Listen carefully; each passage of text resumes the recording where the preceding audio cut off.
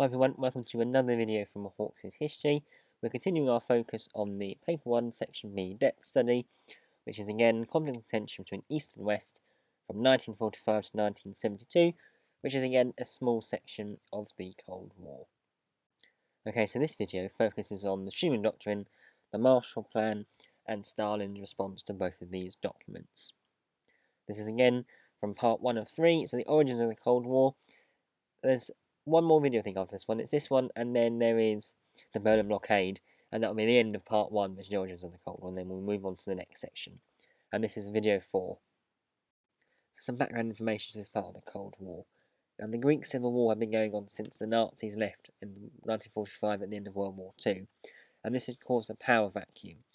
Now, this means because the Nazis had gone, there was now no clear new government to replace them, so therefore there was a civil war fought between the monarchists and the communists to try and work out who the new government would be. Now, it would make sense that the communists would be supported by the Soviets. However, if we remember with the percentages agreement, Stalin had accepted the West would have a large share of influence over Greece. It's quite a weird outcome, actually. This was the only thing Stalin came to. He actually accepted Greece as part of the Western sphere of influence. He didn't try and challenge it or argue against it. He was quite happy to accept this, which is quite unusual because every other part of the percentages agreement he completely ignores. So, therefore, the communists in Greece were aided by Yugoslavia rather than the Soviets. And the monarchists were aided by the British because it was their part of their sphere of influence, and therefore they wanted to make sure that communists didn't take control. So the continuation of the Greek Civil War is that the British were in heavy financial difficulty after World War II. They'd spent a lot of money on World War II, giving all the weapons, the planes, the boats, trying to crack the German codes, all those sort of things that needed a lot of finance. After the war, it really hit home. And it was not helped by 1947 there was a harsh winter in Britain. And this meant there was increasing problems, increasing poverty, increasing starvation, problems for people back home, especially as they were trying to also give money to other countries such as Germany, as they had their own zone there. They were trying to help feed their own zone in Germany. And all this contributes to some of the reasons why Britain stopped becoming a key player in the Cold War, because, as you can see, they were clearly having problems back home, which meant they could no longer be a superpower to rival America and the Soviet Union. And as a result of this, the British say to the USA they have to pull out of Greece. They have no option to stay in Greece. They can't continue to support the Greeks fighting the communists. Therefore, the USA now has a decision to make. Do they support Greece and fight the communists, or go back to their old policy of isolation? It's important to remember that before World War II and also before World War I, the Americans had been traditionally isolationist. It means they had not been involved in many conflicts. For example, World War I and World War II, they came in later into the conflict after they had been threatened and the British and the West needed their help. They were not traditionally for fighting with particular people. They weren't necessarily involved in the wars directly until later on. So therefore, they were thinking about whether to go back to this policy, or do they now continue to support the West as they had done in the Second World War? This was now a big decision for the USA to make. So what was the Truman Doctrine? You can see a picture in the top right-hand corner of Truman delivering his doctrine before Congress in 1947. Now, the main purpose of the Truman Doctrine was to give aid to Greece to fight communism. That was the basic level, surface level idea of what this doctrine was. However, it went further in the sort of implied or the hidden messages of the doctrine, because he was really emphasising the need for the USA to defend all nations fearing what he implied were communist takeovers. He didn't outright say the Soviet Union were bad, communism is bad. He was saying we can't let countries become victims of a suppressive dictatorship. And therefore, everyone at the time knew he meant communism, as did the Soviets. They saw this as an attack on them. And then he never directly singled them out.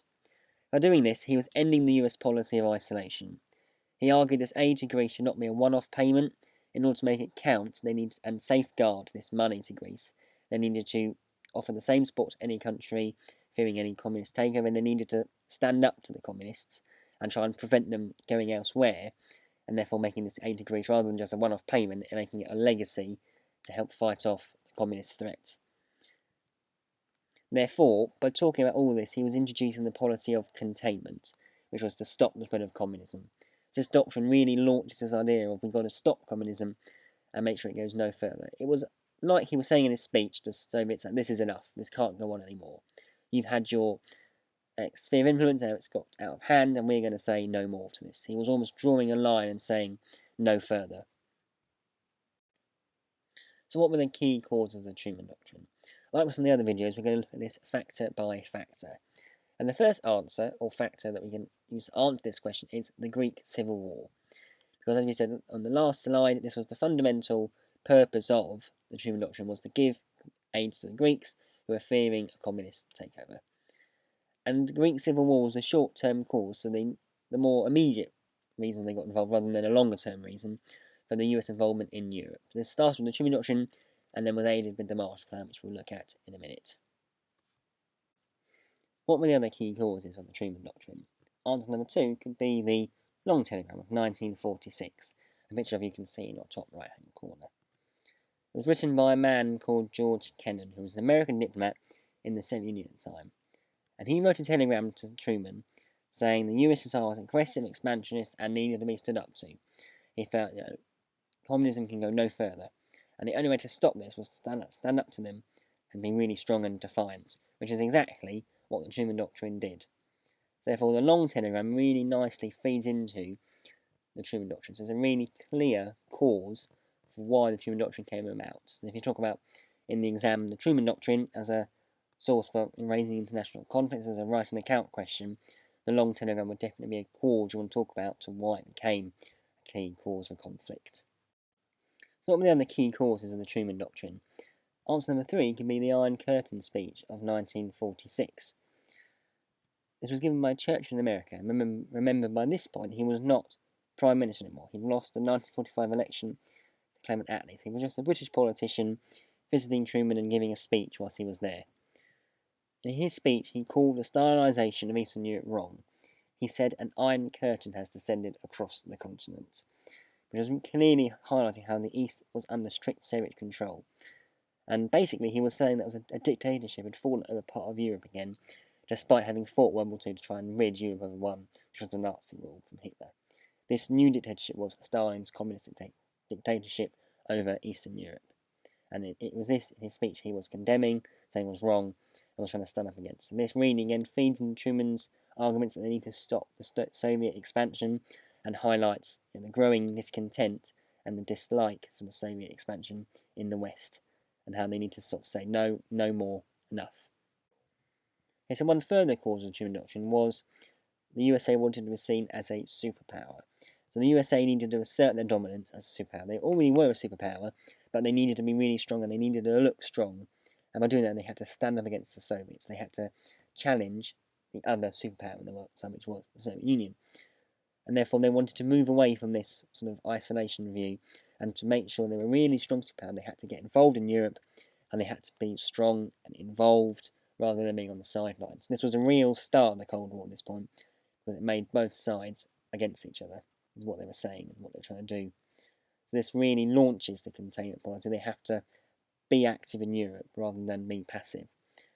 So perhaps you could say this, as well as wanting to introduce the Truman Doctrine, this also highlights how the Cold War was clearly starting formally. This was a real division of the two superpowers. So you looked at the Truman Doctrine. We're going to look now at the Marshall Plan, which is often referred to as the second half of this sort of containment walnut. The Truman Doctrine was one half, and the Marshall Plan was the other half. There's one walnut making up containment. The Marshall Plan gave financial aid to Europe. It was intended to develop containment, as the USA felt communism thrived in poverty. Europe was in heavy poverty after World War II. Think about all the war they've been fighting, especially with Germany, France have been really involved in the war, and Britain especially as well. So they really wanted to make sure that there was no communism developing. So by giving them aid, they would help to get rid of poverty and therefore stop communism spreading. Especially with France, because there was a large growing French Communist Party that never got power in the government, but they were really worried about them developing much more influential power in France. So by doing this, they were trying to stop that threat of the French Communist Party. It was offered to all of Europe rather than just Western Europe. Therefore, Stalin refused to allow Eastern Europeans to accept it, as it was happening in 1947, especially as this is important because Stalinisation had not yet been completed there were still countries that needed to be turned to communism. For example, Czechoslovakia had not yet gone to communism by 1947. So Stalin felt this would undermine his development of satellite states. So he refused Eastern Europe to accept this. He was really afraid of this, and he wanted them to make sure this would not interfere with his plans. So you can see that by the process of Stalinisation, before it had even been finished, the West were already getting touchy with what was going on in Eastern Europe and wanted to stand up against it. So both the Truman Doctrine and the Marshall Plan happened in 1947. So it was a big year for the USA's foreign policy. Britain got the most aid as they were the USA's doorway into Europe. So therefore they were able to trade most of Europe. They were able to have most influence in Europe through Britain. So Britain got the most aid in order to keep them as a strong ally. So the Marshall Plan has different names. People call it different things over time. The main one is the Marshall Plan, but you can also say it was the Marshall Aid, and also the European Recovery Programme, or sometimes just ERP. Now, the European Recovery Programme was its official title, and therefore this may appear in primary sources you might get in the exam. And the exam would also may use any of these terms in the exam. So if you get the ERP or the European Recovery Programme on a picture or in a written source, remember that this was just the Marshall Plan. So don't get worried if you see this term, it is just the Marshall Plan. They're all different terms for the same idea, the same plan or document. So what were the key causes of the Marshall Plan? The first answer, and I think the most significant answer, was containment. So remember, the USA feared that communism thrived in poverty, and Europe was in poverty after World War II, so they tried to contain the spread of communism by giving aid to Europe to stop this communism growing and developing. And the Truman Doctrine had launched containment before the Marshall Plan was delivered. Remember, it just came out slightly after. The Truman Doctrine was first, then the Marshall Plan. And the Marshall Plan took the policy of containment further and so actively tried to prevent communism developing. So you could say perhaps that this fear of communism in Europe and the Truman Doctrine launching this policy of containment both significantly caused the Marshall Plan to come about. And the Truman Doctrine was fundamentally a cause of the Marshall Plan, because that one came first. But this is definitely, I think, the main reason why the Marshall Plan was introduced. They had to stop communism, they had to stand up to the Soviet Union, and these were the only ways, in their eyes, the only ways of dealing with that problem. For them, which was just doing it with money and trying to be, as we'll look at later on, an example of dollar imperialism. So what were the key causes of the Marshall Plan? Answer number 2 is the economy. The USA needed to ensure they had countries to trade with, because remember, they were a superpower, and in order to develop their power, they needed to have lots of income from other countries, and therefore they needed strong trade. For them, Europe in poverty would weaken their economy, because they had no Europe to trade with, they had no economy, and therefore they would get poor. So therefore, perhaps you could say the Marshall Plan was actually quite a selfish act. Rather than trying to stop communism for sort of ideological reasons, actually it was selfish, because they were trying to do it to stop their economy failing. So that's an argument you could make. I doubt that will come up in the exam, but something just to think about as you're revising, whether this was selfish or unselfish. Now, how does Stalin react to these parts of US foreign policy? And I've categorised these into 2 different sections. These aren't necessarily technical sections, they aren't sections understood by historians or by an exam. I've just put them in these 2 slides so they're easy to understand and map out in your revision. The first one, if you were, is almost words rather than actions, because he and the USSR saw the Marshall Plan as a clear sign of US dollar imperialism. And this was a term used by some of their ministers at the time. And this means that they saw the Marshall Plan as an attempt for the USA to gain influence in Europe, almost by buying that influence. You see the picture, they're trying to develop their own influence in Europe through money. And Stalin was also worried, as you can see by his Iron Curtain, that Eastern Europe would then adopt it and abandon communism. Therefore, he forbade them accepting it, which really highlighted, again, the strength of the Iron Curtain, the strength of the satellite state system. He stopped them being able to accept it. Some of them tried to, but he really got rid of that straight away. He was really making sure they would not adopt it to not threaten the communist states being set up. He was really worried about communism being destroyed by the Marshall Plan. Therefore, we can say perhaps that Stalin used words and rather than actions as one way of reacting to this policy. Okay, now the second loose category for how Stalin reacted to these parts of foreign policy for the USA was in actions rather than words. He used words and actions. You can argue perhaps which one was more significant than the other, but for the actions he sets up Cominterm in 1947 to strengthen his control over Eastern Europe. So So this really is important because when we looked at one of the last videos, was Cominform meant the leaders from those satellite states in Eastern Europe had to come and report to Stalin, and he then told them what to do. And if they stood up against him or tried to do things their way, he got rid of them. So Cominform, as was a result of the Marshall Plan, was really important in helping to develop and strengthen the satellite state system.